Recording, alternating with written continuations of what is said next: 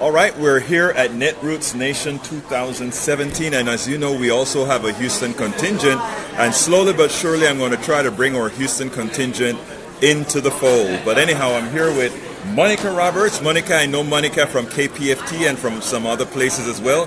She's here representing Houston very well. Monica, what are you doing at Netroots Nation 2017? There's a bunch of different things I'm doing here in terms of I'm the defending champion of the Pundit Cup that's going on currently. That's going right. on You right won now. it last year. Yeah, she is a winner of the Pundit Cup, which means she's a darn good speaker. Yeah. So I was watching some of the some of the folks who are competing for my throne this year. Right. I've got 3 panel discussions. One was early at during the 9 o'clock session yesterday. So you went out last night and still had to do a panel. I still had to do a panel the next morning. And then, now what was that panel about? It was one where we were talking about progressive, local organizing for progressive wins, and we have a lot to talk about from the Texas perspective on SB4, that, and flipping Harris County blue, exactly, and getting rid of getting rid of Devin Anderson and replacing her with Kim Ogg, replacing Ron Hickman. So we had a lot to talk about positively that came out of our state, and I've also have 2 panels that are happening on tomorrow in which we're talking about LGBT issues and from a black perspective. Now, what do you expect? I mean, that's interesting. The LGBT issues from a black perspective. What do you mean with that? Well, just like anything else in society, the LGBT community is a microcosm of the parent society at large. Of course, so exactly. Whatever isms and ills that are in the parent society are in the LGBT community, and it's sad to say, racism is one of them. Right. So how, even as myself as a transgender person, I don't experience it in the same way as my white counterparts do. Right. My white counterparts do. And we also have issues that are unique to us as black people. Right. So I imagine you're going to come here now on a national level and discuss those issues and see how it affects other states as well. Well, not only that, it's also seeing my friends in the activist community from around the country and around the planet. Right.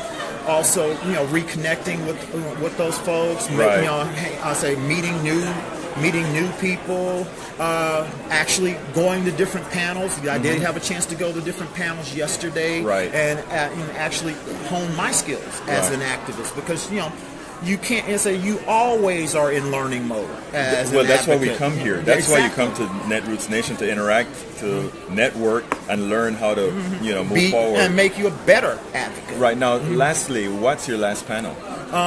That last panel is also something related to the LGBT community as a whole. But it's not racially based, that particular one? I don't think so. Okay. I had to look at the time on that one. So are you getting what you expected to get out of Netroots this year? I mean, you're here every year. So. Well, I said this is actually the first time I've done consecutive ones. Oh, okay, all right. Because I did the one in St. Louis last year, and this one in Atlanta, but my first Netroots was in 2012 in Providence, and it was that was a wild one. That was a good one, and it was for an all trans panel. It was the first time that Netroots had done an all trans panel, and I was the lone person of color on that one. So I do remember that. Yes, absolutely so. So I was.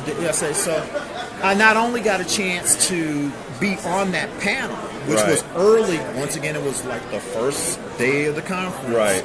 I got a chance later on to just basically wander, and just wandered the facility in Providence and ended up in the Black Caucus. Right. And there was an interesting discussion that was happening where folks in the Black Caucus were talking about the LGBTQ community as if we were just some kind of separate entity. Exactly. And myself and another gentleman who was in there, with me, Victor Kearney, we were like, hello, you have 2 representatives from the black LGBT community here, and we didn't give up our black cards because we are also part of that community. Exactly.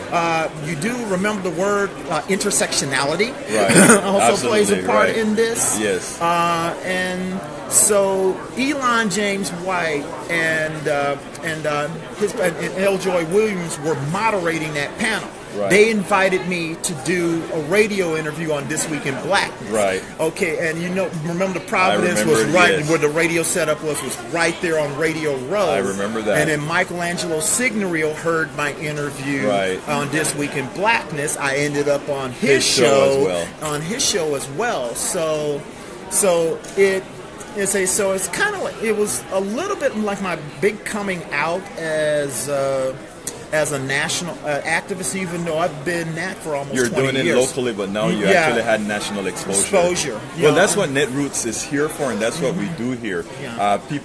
A lot of people have been made from this particular conference. So look, it's been my pleasure to speak to you, Monica, and you're representing Houston well. And thank you as a member of the KPFT family. Because I say one thing I do miss is having that after hours platform to talk. Right. And the late Jimmy Carper was an icon. And absolutely.